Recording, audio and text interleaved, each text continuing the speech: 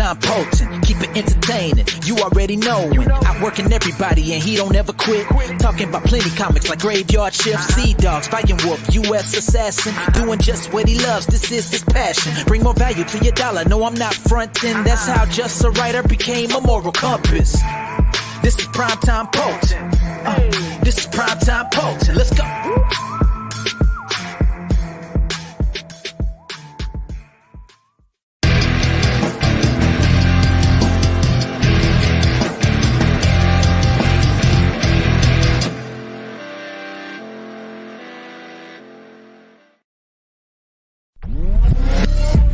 It's all about the boom.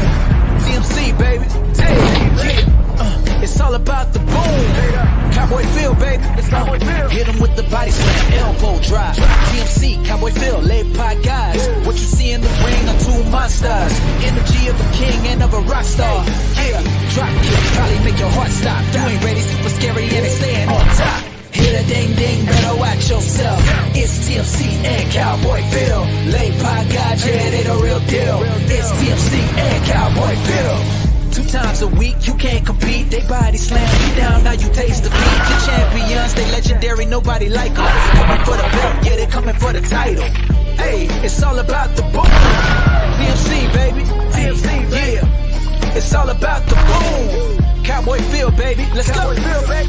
Hey, hey, hey, hey, yeah, let's go.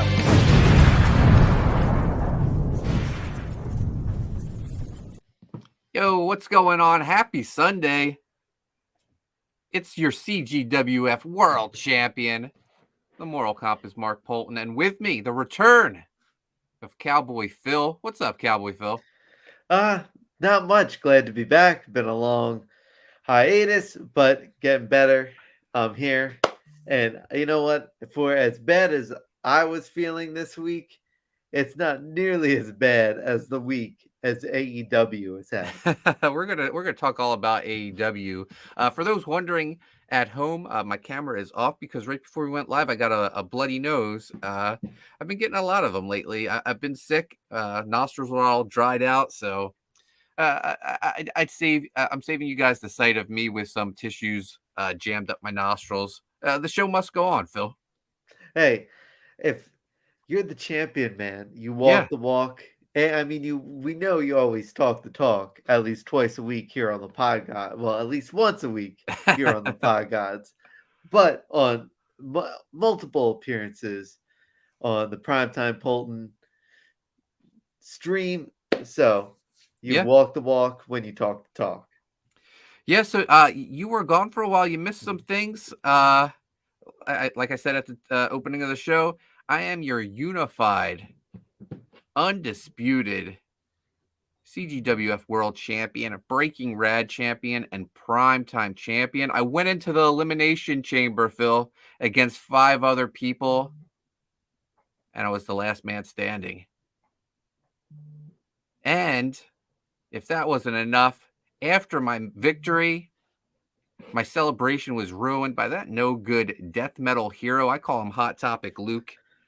He thinks just because he killed Rob Arnold that he's the real deathmatch king.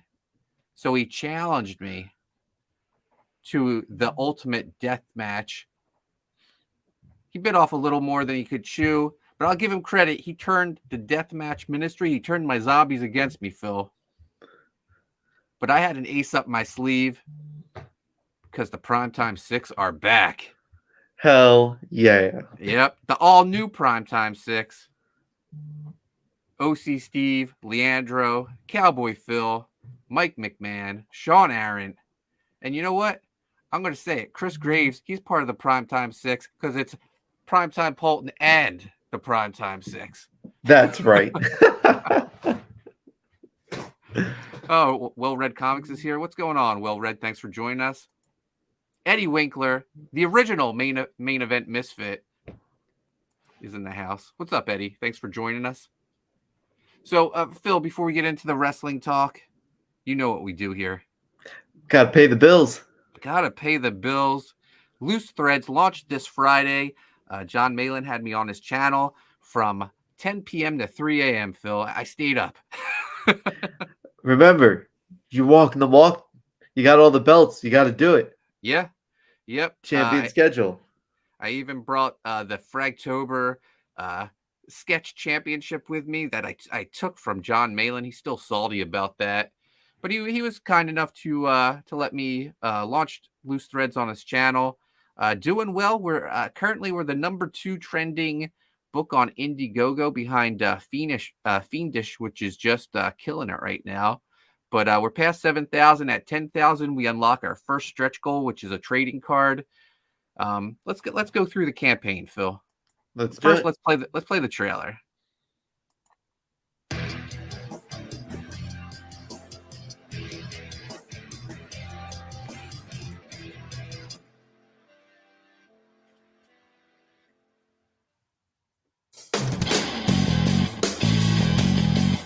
What happens to your favorite comic book characters when their series are canceled? A group of heroes break into the real world to track down their creator and demand to finish their stories so they can fulfill their destinies. Written by Mark Tolton, writer and co-creator of Graveyard Shift. With art by Cesar Madaro. Comes this beautifully illustrated 80-page graphic novel. Featuring a jam cover by the legendary George Perez and Cesar Madaro.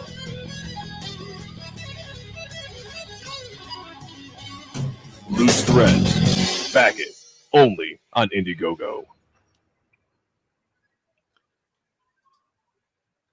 There you have it. Shout out to Joe Sontag for doing the video for me. He not only edited, but he did the voiceover. Loose Threads, 80-page graphic novel. The artwork, the pencils and colors are all done. Beautifully illustrated by Cesar Madaro, colored by Graveyard Shift's Anthony George. We have a jam cover by the legendary George Perez and Cesar Madaro. Cesar met up with George Perez at a convention in Spain a few years back and proposed his idea to George. And George did our main character, Queen Madeline, inside the crystal ball. And he knocked it out in a couple hours right before dinner. And then Cesar took over the rest and handled the rest of the cover. But man, this book is beautiful. This cover, I don't know what they have in the vaults for George Perez, but this could be his last cover. Who knows? But yeah, this is a huge honor for me to have him part of the campaign. Caesar's artwork is just breathtaking. Him and Anthony George make a tremendous team. Just take a look at some of these interior pages. Nice double page spread. Look at that dragon. Just incredible. Premise of the book is what happens to your favorite comic book characters when their series are canceled. A group of characters band together, break out into the real world to track down their creator at a comic convention. It's modeled after the San Diego Comic Convention in the early 90s. The most exciting time in comics for me. So you might see some familiar faces popping up in the background of the the comic convention. But this book is just visually amazing. These pages are incredible. We got a variant cover from my workout partner, Chris Graves. A little play on the title, Loose Threads, with the dragon tugging at the thread of Queen Madeline's dress. We also are offering a black and white edition, so you can really marvel over those Cesar Madaro pages. I have never seen anything quite like a page from Cesar. The shading he does with the pencil is incredible. It's such a unique style. And I think that's what today's industry is really almost missing, is just style in general. And you can tell Caesar's got his rocking on this book. Yeah, incredible. This is the cover to the black and white edition. Here's a couple samples of what the interior black and white pages look like. The book will be lettered, so you're able to follow along with the story. Honestly, Caesar's such a great storyteller. I think you'd be able to follow along regardless if there was word balloons or not. Also part of the campaign, I'm offering Emerge the Art of Heather Martin hardcover. Heather's done work for my books, Black Al, U.S. Assassin, Loose Threads. When I heard her story, how she took up art as a form of therapy when she was battling skin cancer, which she's battled 6 times, it really won me over, and I wanted to publish her artwork, which I'm a huge fan of. This is a 48-page hardcover, 5.5 by 8.5 inches. Just amazing artwork. Sample of one of the interior pages. The book also comes with a 3 postcard set of all the work she's done for me at Haunted Pizza. Here's the Black Al and Bazooka Dog pieces. She has a Loose Threads piece in the works right now. There's also add-ons. You can add on a foil trading card of the villain Emoji. Emoji. Sorry, losing my breath here, Phil. That's all right. Emoji looks like someone straight from the Wildcats, Youngblood, Shadowhawk era of Image. You're gonna have to do some more talking, Phil. I gotcha. I think incredible shoulder pads, incredible visor, incredible work by Caesar. As Eddie says, the man has got a cold, blood dripping out his nose, but as the walking, talking belt collector, pulling it down. What up, Hicks? We're going over Loose Threads right now, selling some books, making that paper. Trying to talk. Emoji, breakout character. He has a small part in Loose Threads, but I love the character so much. Caesar and I were working on a spin-off book for him, and you can get the 8-page black and white ashcan preview as an add-on. It's Emoji Saves Christmas. When the North Pole is taken over by terrorists, Emoji is recruited by the government to take him out. Look at him right here. I love the little variations on the emoji on his face. Just a lot of emotion there. Here he is talking to the head elf, who is his inside man, helping him get into the North Pole.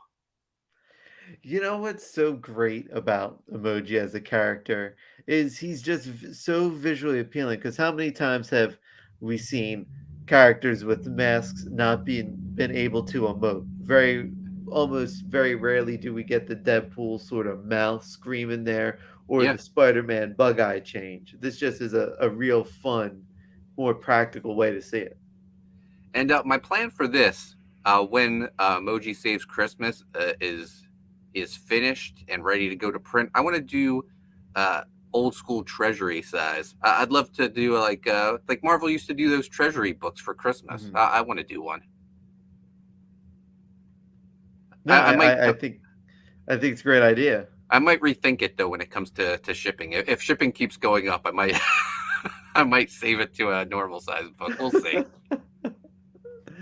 First 100 backers, which I think we're only 3 backers away from hitting this, they get a Deathmatch King sticker. The man who killed John Malin and Dale Keown in the same night.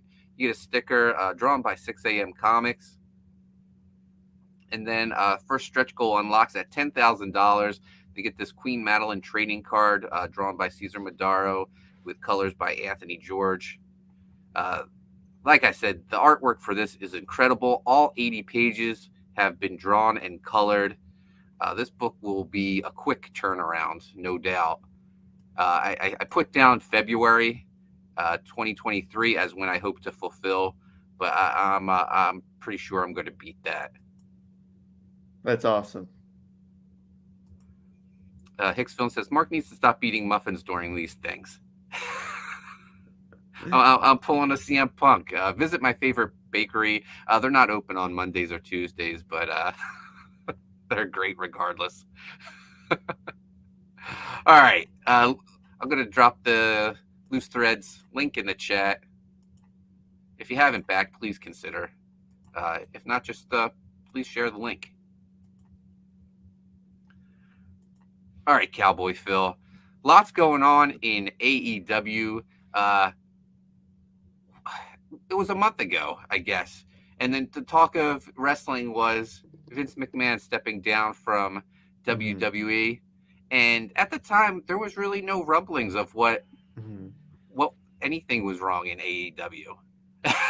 And then all of a sudden you start hearing these things about some backstage controversy. And then CM Punk returns and drops a promo where he buries Hangman Page, makes him look like an idiot. Mm-hmm. And then that's when all the news starts breaking about all the turmoil and stuff.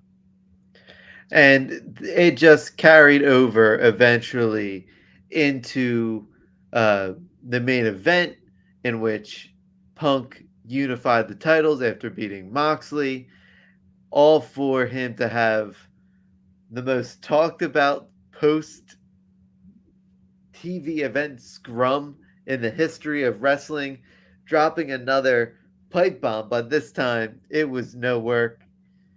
It was a straight up shoot, which just caused mayhem in backstage involving dogs being rescued, a young buck getting knocked out, a chair being thrown, a cleaner getting bitten.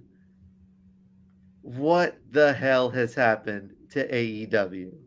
A couple of weeks ago, no one who knew who Ace Steel was, and now he's like the talk of wrestling.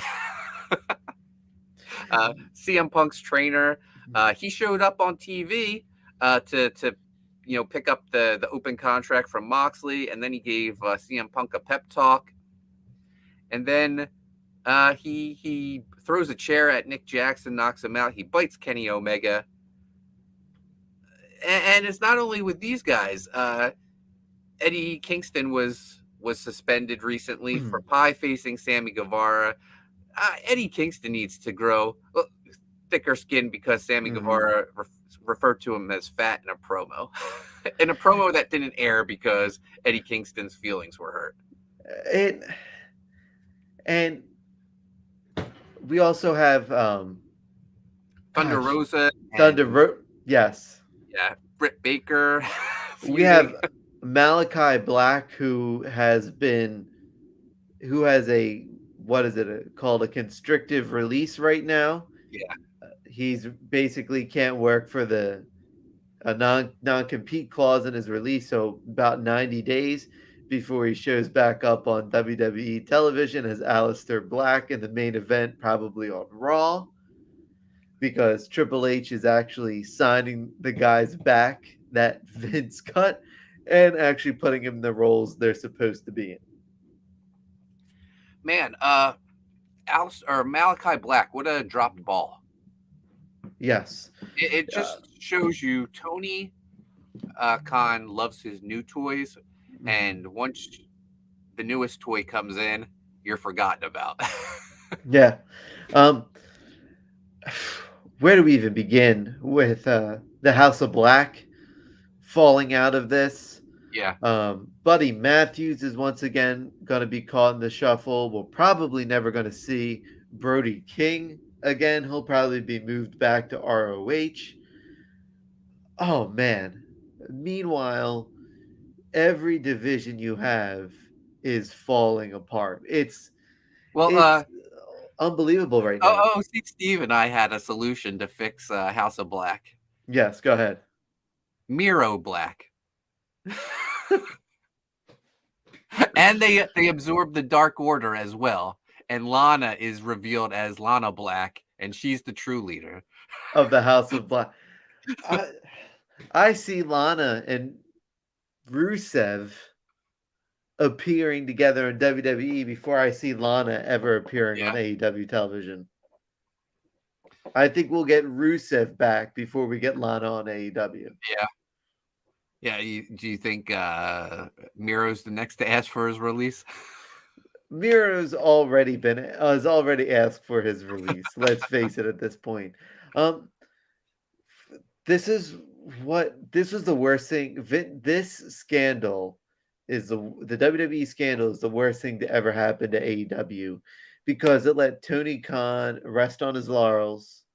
It let him just stop developing storylines, in which we love so much throughout the first 2 years of AEW's existence. It seems like it's gone to hell in a handbasket, and the WWE has been pulling a Attitude Era, and I think we're going to see AEW soon become WCW. Unfortunately, it seems like Triple H is saying, you know what? The young guys we got here, they're going to be our stars. We don't need to rely on the pops. Just build storylines. Hicksville says, Omega is a nice guy. I would have given Larry the one-winged angel in front of Punk. We got Chris Graves in the house. What's up, Chris? Chris did that awesome variant cover for Loose Threads. Eddie Winkler says, call him the Black Mirror Order. Yeah. The Black Order, the new Nation of Domination. Oh God, let's. Well, do you see AEW? Do you see them turning the ship around? And if so, how fast? Man. So what do you do? Do you fire? Well, the Bucks, everyone's been suspended. Yes, and everyone has lost their titles. Do you fire anyone? No, you can't. I would fire Ace Steel. Mm-hmm. I mean, he's office. He shouldn't be. He should know better. He should be fighting. The Bucks and Omega are office. They should be stripped of their titles, right? Of being EVPs. Yeah, I don't think that's going to happen. Oh, I mean, it's not going to happen. We already saw it. Words already come out that the Bucks and Omega have already sent feelers to the WWE. Yeah. So, I mean, already given a bad look to it. Who knew CM Punk could be the destruction of AEW? Who knew? A lot of people predicted it. Eddie Kingston did a promo saying what a cancer he was. And so if you're Tony Khan, you got to double down on CM Punk, right? If the Bucks are already putting out feelers, then yeah. Yeah. Well, like, what do you do now? How? Because if you're losing all the fresh faces, and I'm not talking about the WWE guys who popped up in AEW, I'm talking about, the Bucks and Omega and Hangman, all those AEW originals. Like, if you're bringing them over to the WWE, what do you do for AEW? Like, how do you kind of almost resurrect itself? Do you pull in WCW and start giving the stars the titles? I mean, do you put the belt back on Moxley at this point? I mean, first off, you need to give Moxley his flowers. You've dogged this man. He's the heart and soul of AEW. Yeah, but he's not the ratings of AEW, and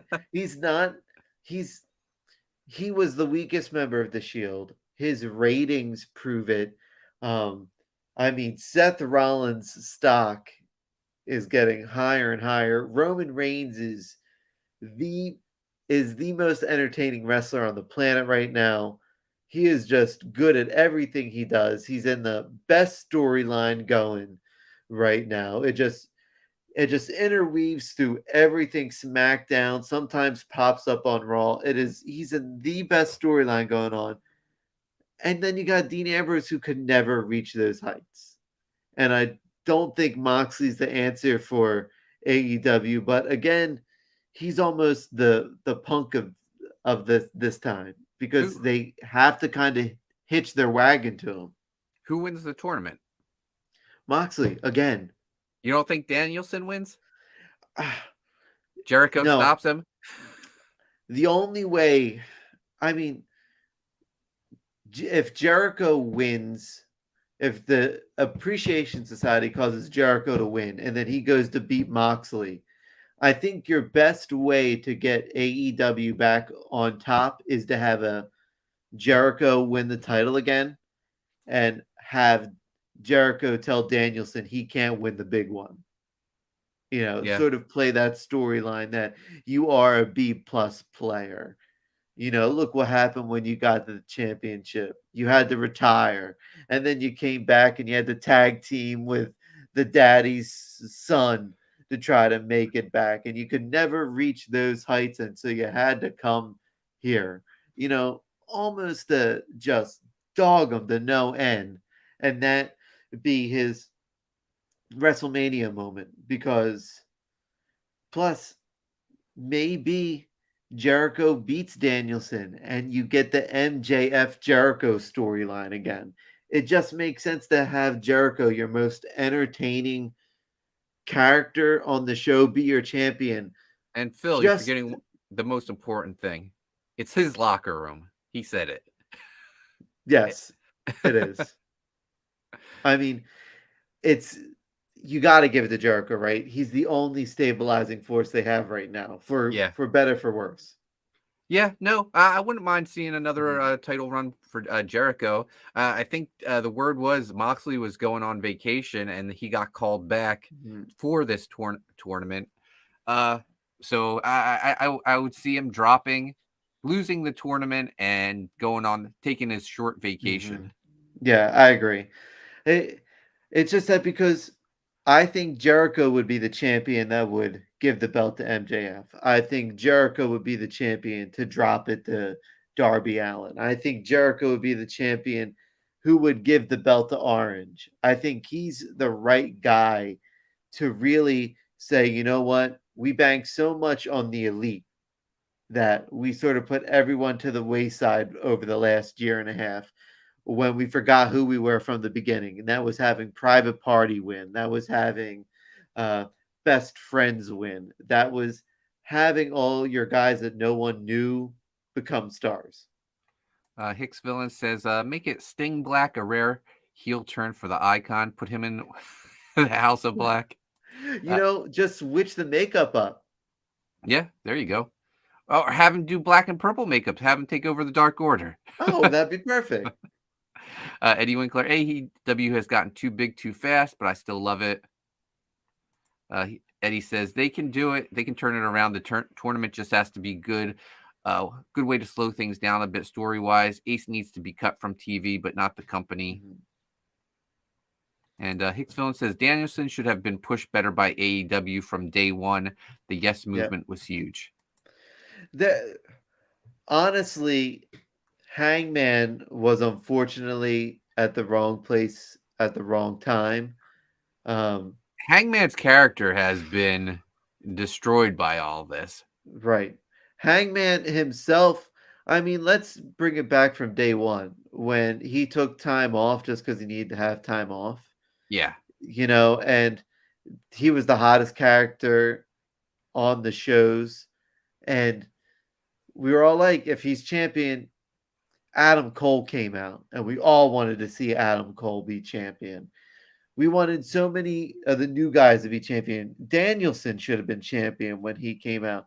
We wanted to see these new faces that we were more excited about win because we knew the level of competitor they were. And the dream matchups weren't with a Hangman. They were with a Cody at the time. They were with an Omega at the time. They were with a new CM Punk coming up. So you miss the fact that he just wasn't the star he had to be after being off for that long amount of time. Yeah. Let's go back to Adam Cole, the undisputed elite no more. Bobby Fish has been released. Yeah. I see all of them going back to WWE. It's just those guys know there's no place for them, and they knew they had a place when Hunter was running the company. Right. You know what I wouldn't mind seeing? A Diamond Mine versus Roddy Strong Bobby Fish feud. No, it'd be great. I mean, how long does Kyle O'Reilly last before he's released? We know he was only brought in because Fish and Cole were there. Yeah. I mean, what happened to the Bret Hart Championship? Like, we just forget everything. It's WCW. Like, it's Papa rating. You okay? Ditch a storyline. Papa rating. Forget another storyline. It's unfortunately giving me 2001 vibes. WCW Thunder vibes. Yeah. We'll get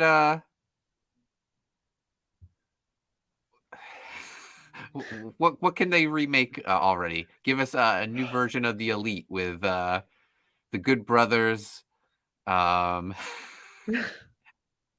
MJF, and Oh my God! Can we talk about MJF for a second? sure, I love MJF so much.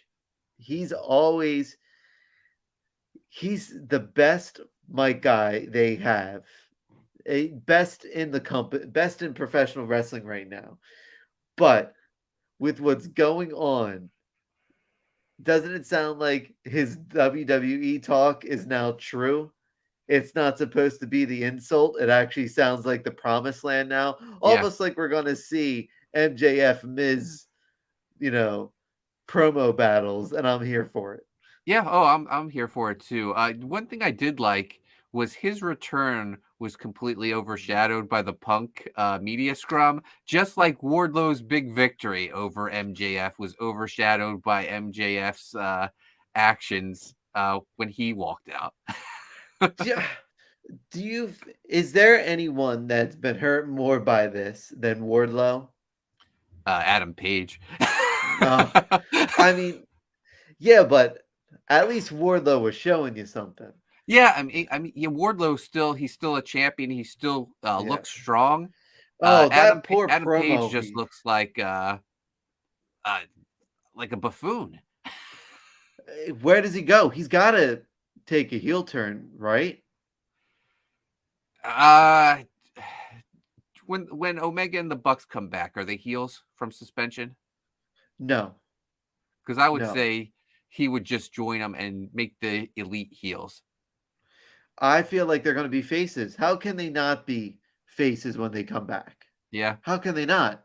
I mean, the whole reason why the fight went down was because, like, if you don't bring this to real life, I mean, well, Punk's gone for 9 months, right? He's got a torn pec. Yep.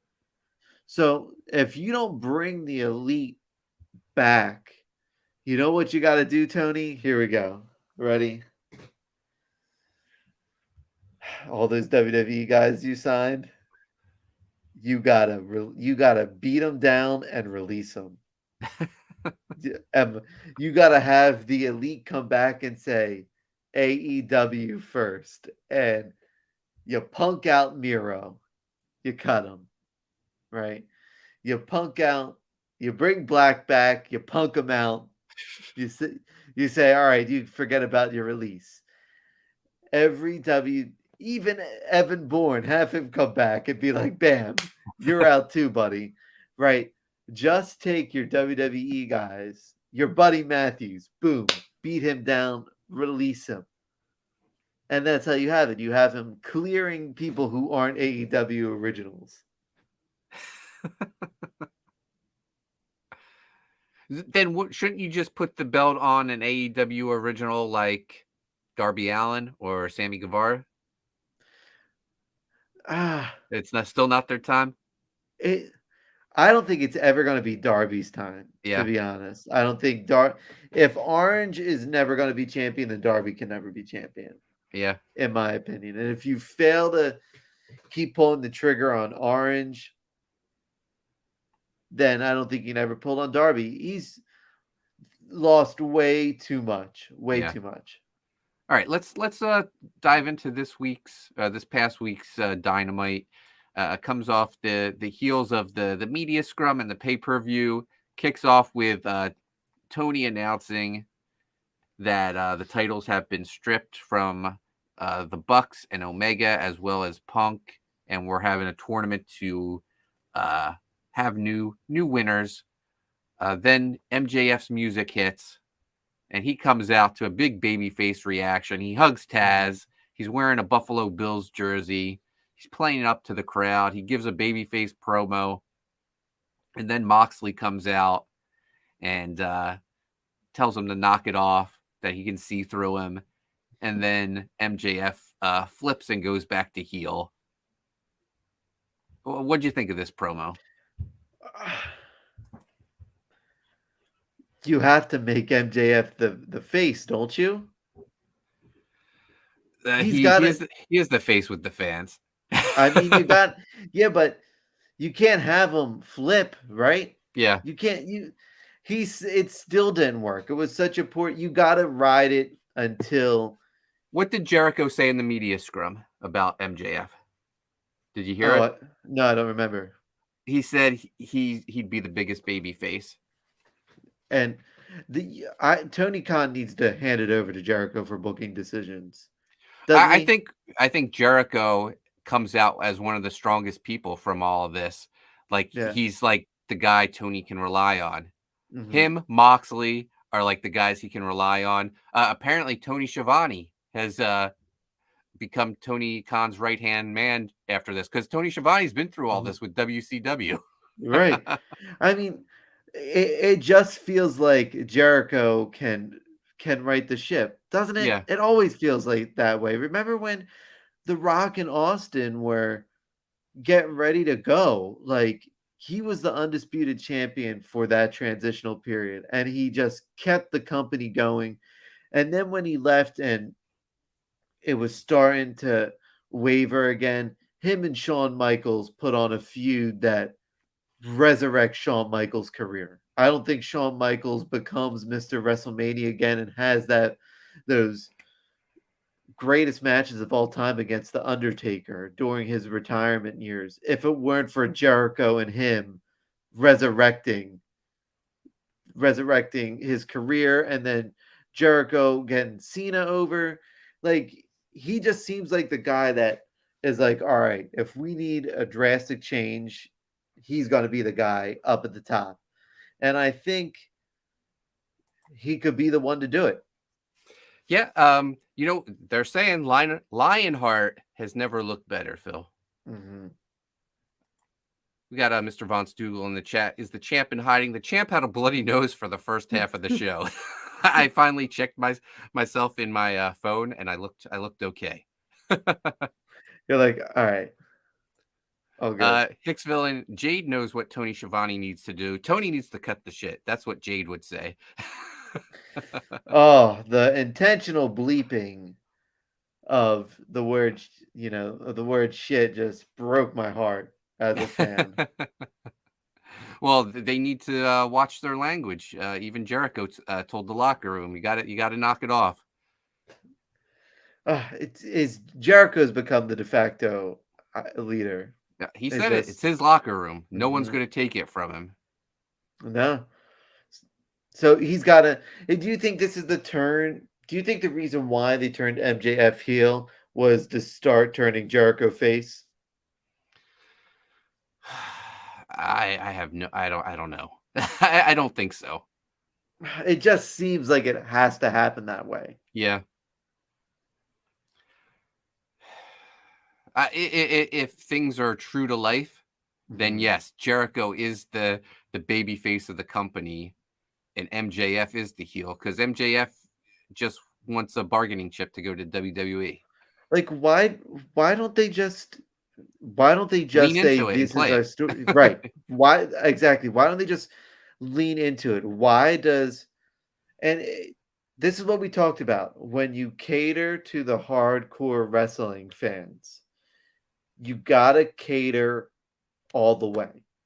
Because now as wrestling fans, we're like, well, we don't believe this, but then the general public is actually interested in there. Everyone is interested.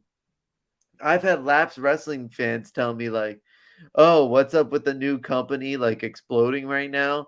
And I'm just like, have you ever watched it? And they're like, no, we just hear that Triple H took over. And I remember how awesome he was back in the day. And this is the time to get lapsed fans into it and be like, here is all this dirty laundry, and we're just going to lean into it. It makes it more captivating television, because right now, creative is better in WWE.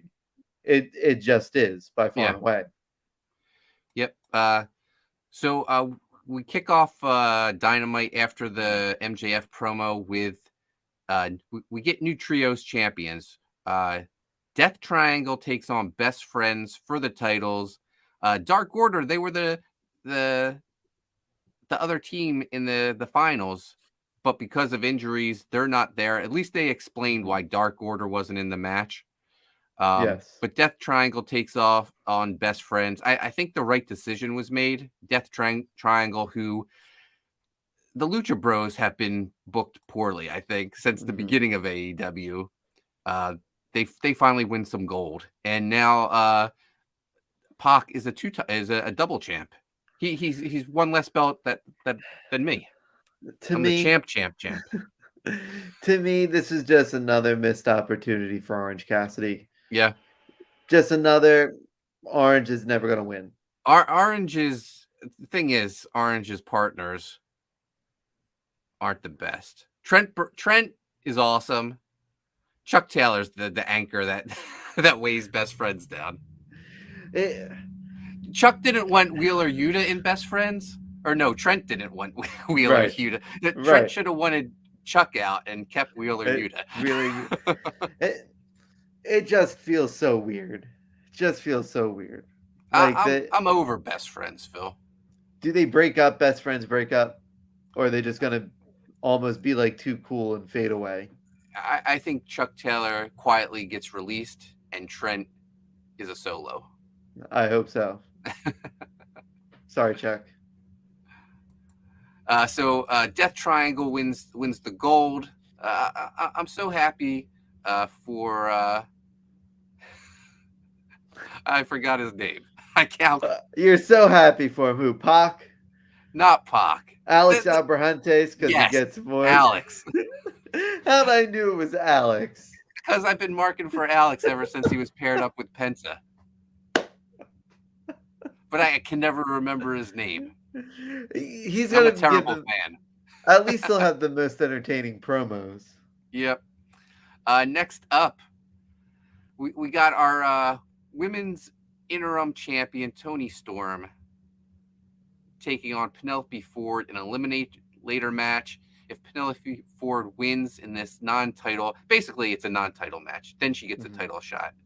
But it's pointless because Penelope Ford doesn't win. Why make it a non-title match? Did they think Penelope was going to shoot on Toni Storm? I honestly just think it was to add stakes to it. I honestly like the fact that they said she's not rated and not in our ranking system, so she doesn't deserve a title shot. She can move her way up by beating the champion and having her lose. So, does Thunder Rosa ever return from injury? No, Thunder Rosa is good as gone. Nope. Yeah, Toni Storm just becomes the champ. They just quietly drop interim. Yep, I think she'll be an Impact. Yeah. Toni Storm gets the victory. Up next, the Acclaim's music hits. The Acclaim, Phil, it's true. Everyone loves the Acclaimed. This is why they're getting a rematch. I felt this was Tony Khan's opportunity. He realized he made a mistake. Yes. This was Tony Khan's opportunity to make amends with the fans. And did you see, kudos to Swerve and Keith Lee for realizing very early on in the match that they were the heels and for calling that in the ring to play it heel. And I don't think they would have minded at all if they called a switch on the fly to drop those belts. I think they should have said, you know what, you drop the belts tonight and then you can win them back next week. I think that would have been a great little title win for the Acclaimed.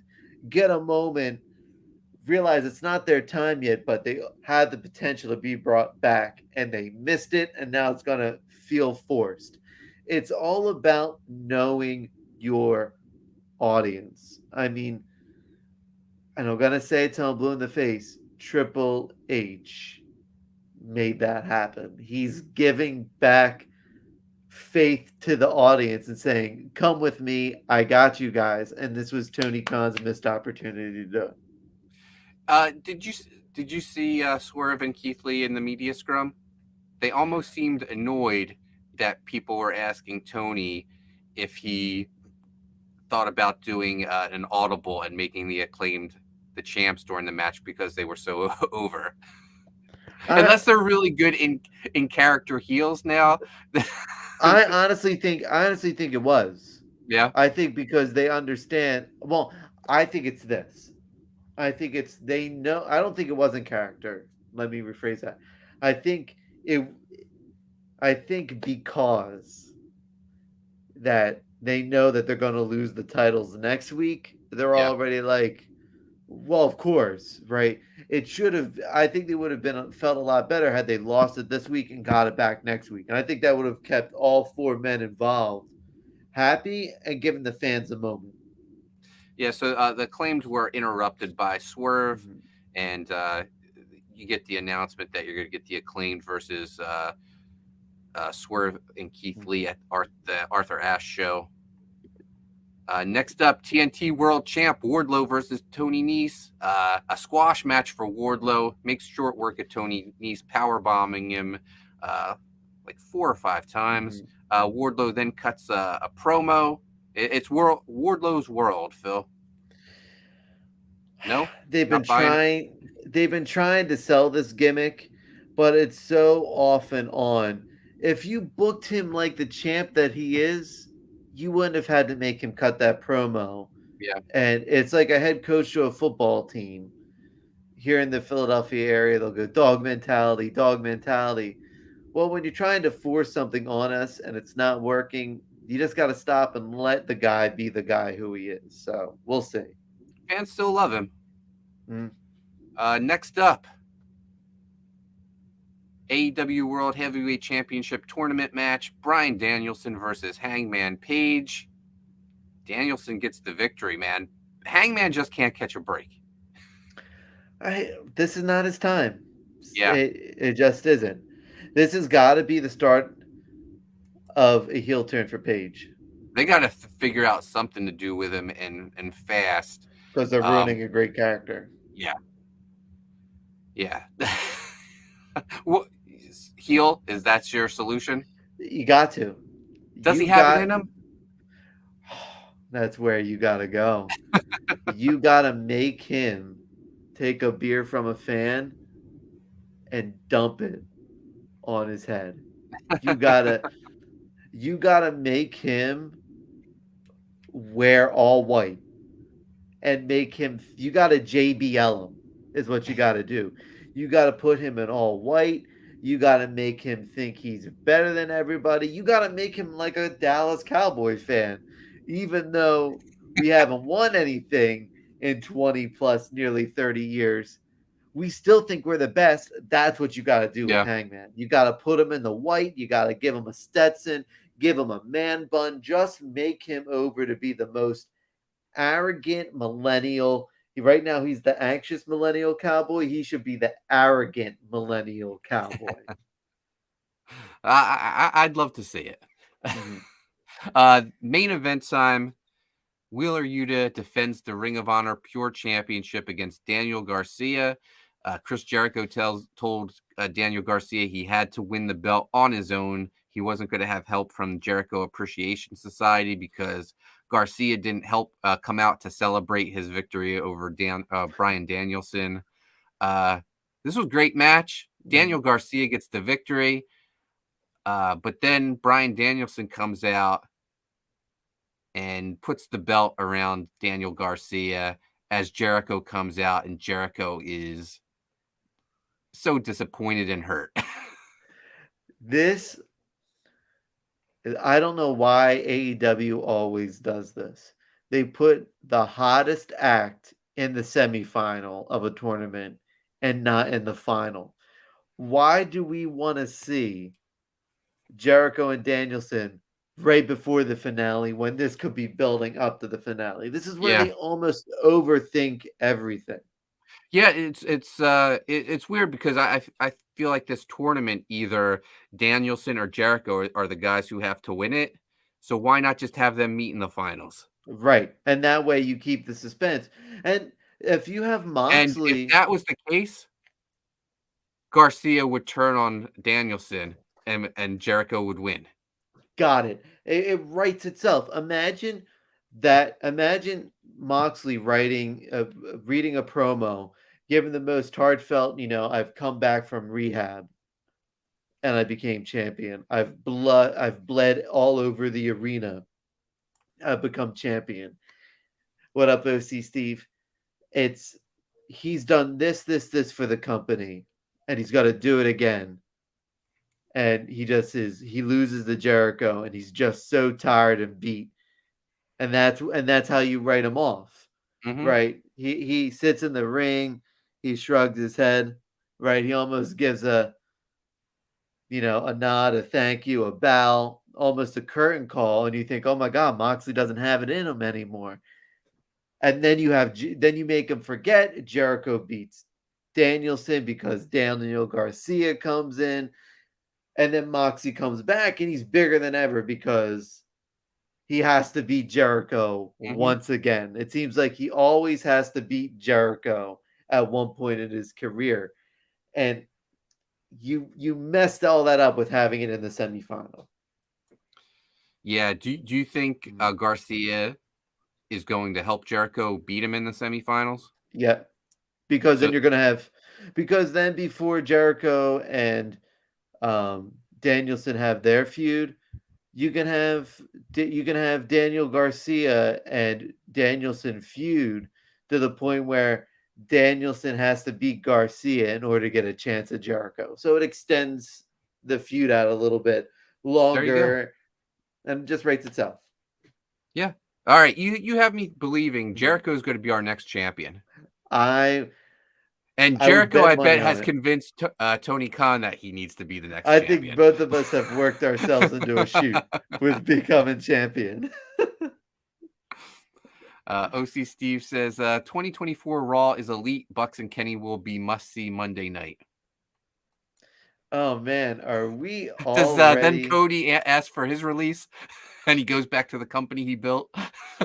No, Cody's the smartest man in the business. He saw the writing on the wall. Yeah. Plus, his heart was never in AEW.